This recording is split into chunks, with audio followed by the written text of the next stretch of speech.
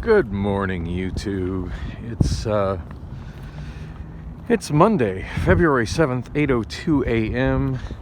And I didn't shoot any vlogs since since the one where I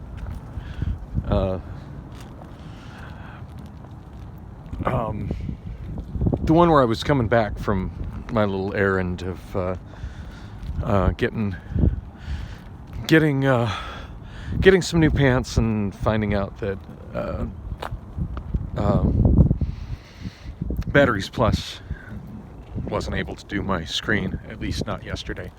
So had a great day at Amazon, and for the first time, like at the end of the shift, and this was an overtime shift, so 11 and a half hour shift. I wasn't physically tired at the end of it. The last couple of weeks, by the end of, the first week at the end of 10 and a half hours, I was just physically beat. And then, of course, last week at the end of 11 and a half hours, I was physically beat. With the exception of Wednesday night. And I don't think I talked about that. Wednesday night, Thursday morning, I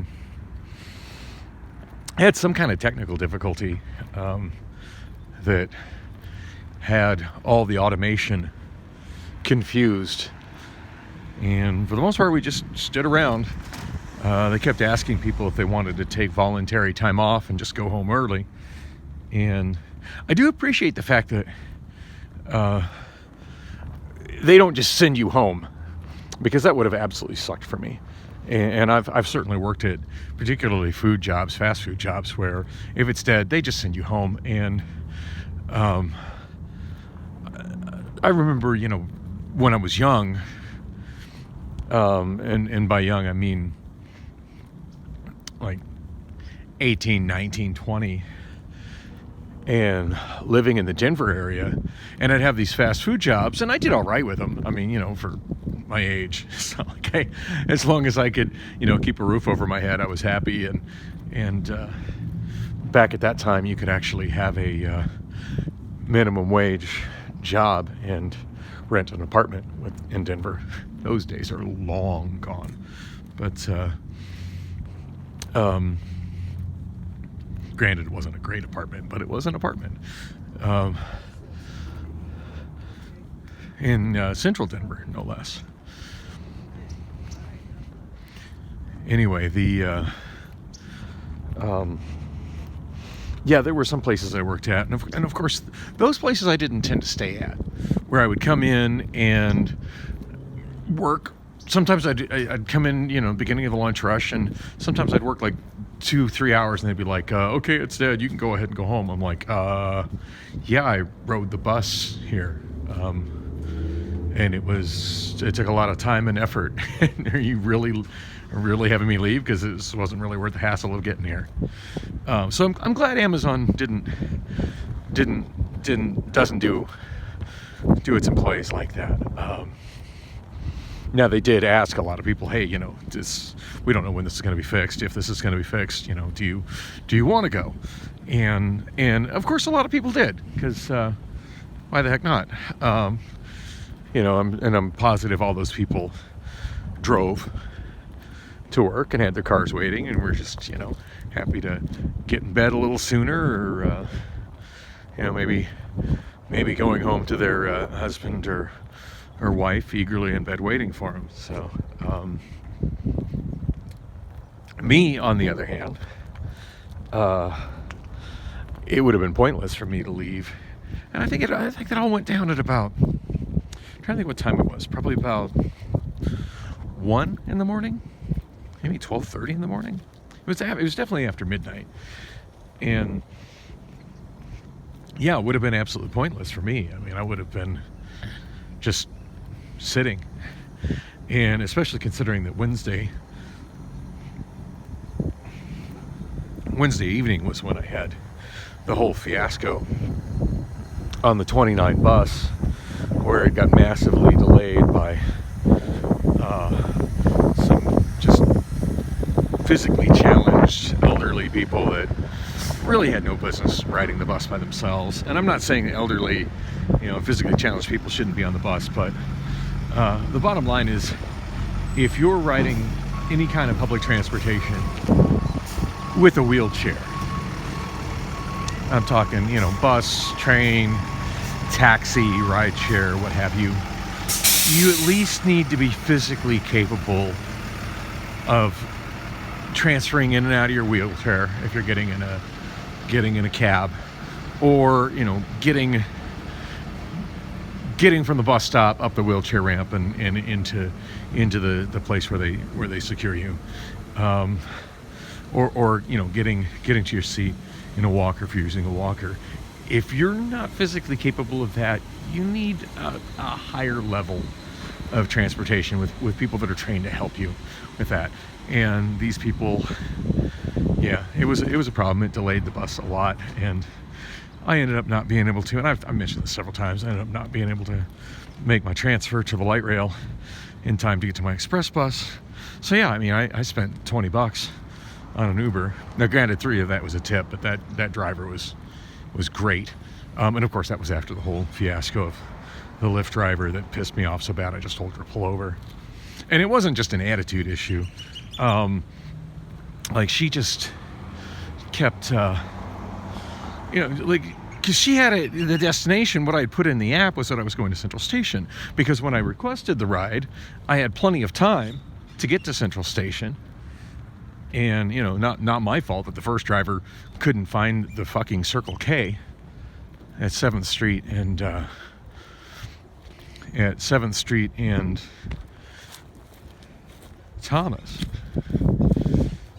But no, I drove around past it and looped around and just absolutely blew my mind that this guy couldn't figure out where the hell the Circle K was, and then cancel it. And the other driver, she found me. I can't complain about that. She did find me, and when she was matched up with me, the Lyft driver, not the Uber driver. When the Lyft driver was matched up with me, it did say that what the hell is this?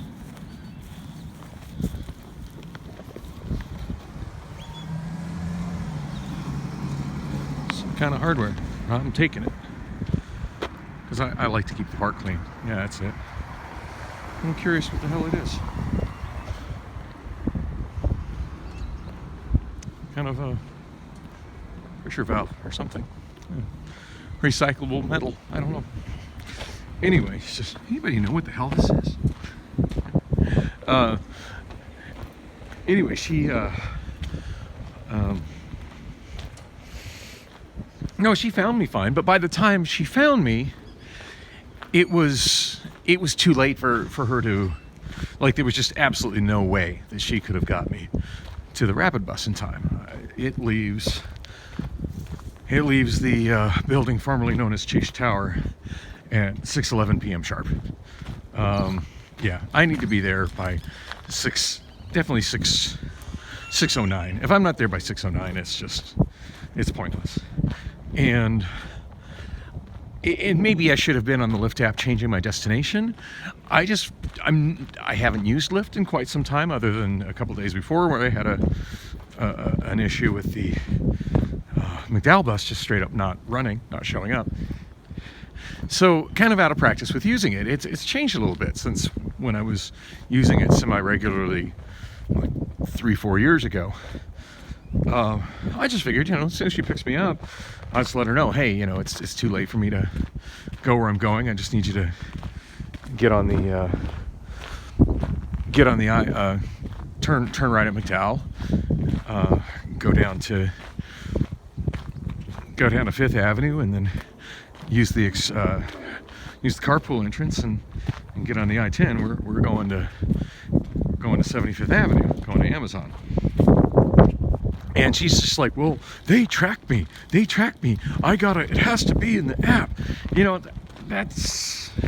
Maybe that's a new policy, but it's never been an issue with me in the past when I've been riding on my own Uber or my own Lyft account to go to an additional place beyond or to change my destination.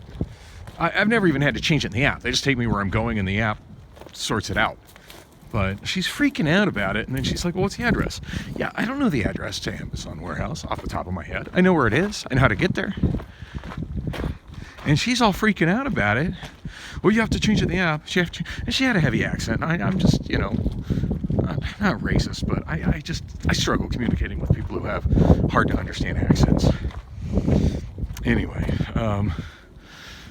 it was a pain in the ass, to say the least. And the other thing is she had like a plexiglass shield in the car, like a cop car. Like, since when is that even something that's allowed in a vehicle for Lyft? I've never experienced that before. And yeah, that kind of gave me PTSD type flashbacks of being in cop cars. It's not a comfortable feeling. Rideshare is functionally a taxi. Your passenger should feel comfortable, and being in something that feels like a cop car doesn't make me comfortable.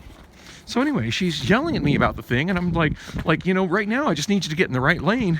Well, then she's trying to look up the address for me, but she's like tapping on her phone and stuff, and we're in heavy traffic. It's like 6 p.m. ish. Heavy traffic, and I'm just like, just need you, and she's in the left lane. I'm like, ma'am, I just need you to get in the right lane and turn right on McDowell. Well, I can't do it. No, really, you can. You are at the wheel. You can do it. I'm like, and just arguing with her, and I'm so bothered that her eyes are on the phone and not on the road. And I'm just like, you know what? You just can't. You won't even put your eyes on the road. Apparently you've forgotten that I'm the customer. So I just need you to pull over and let me the fuck out. I'm done. Now, the next driver I got, she was an absolute sweetheart. I had a great time chatting with her. She got me to work on time. But yeah, I endured all that. And in 2.5 hours of my life. So yeah, when things were messed up at like 1:30 in the morning, yeah, I was not. No, I'm not volunteering for time off. I am here for mandatory overtime. I'm working till 6:30, making my money. Thank you. So I forget where I was even going with this, and I overshot my damn place. But anyway, had a good time, had a great time working tonight, honestly, and I was enjoying it so much I completely lost track of time. Like, the lines had stopped, but the lines stop from time to time, just when the people at the other end are kind of getting overwhelmed and they need to catch up. And I just find other stuff to do to keep me busy. Prep the next pallet. Whether that means, making labels or whatever, clean up the area, just stuff I do. It's grunt work, but I enjoy it, and I'm good at, I'm not just going to stand there because the line has stopped. I find other stuff to do, and I'm still finding other stuff to do. And somebody's like, well, it's 6:10. I think they're done. And I'm like, wait, what? And I honestly thought it was, I don't know. I didn't even think it was 5 yet. I was still full on energy, ready to keep throwing boxes for another hour and a half. On that note, I'm wide awake. Could be all the Mountain Dew. But I need to go home. I need to get some sleep. I need to go home and get some sleep. I have a therapist appointment this afternoon, and I definitely want to be up in time for that. So, probably shoot a video on the way out to that. And as always, thanks for coming with me on the walk.